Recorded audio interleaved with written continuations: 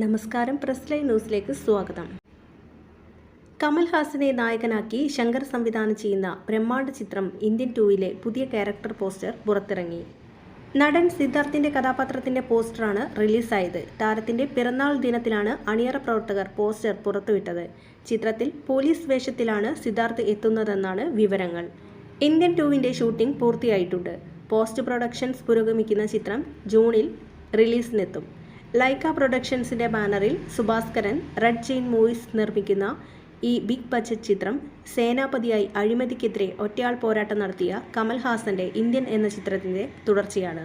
S. J. സൂര്യ, പ്രിയ ഭവാനി ശങ്കർ, കാജൽ അഗർവാൾ, രാകുൽ പ്രീത് സിംഗ്, വിവേക്, കാളിദാസ് ജയറാം തുടങ്ങി അഭിനേതാക്കളുടെ ഒരു മികച്ച താരനിര തന്നെ ചിത്രത്തിനുണ്ട്. അനിരുദ്ധ് രവിചന്ദ്രാണ് സംഗീതം.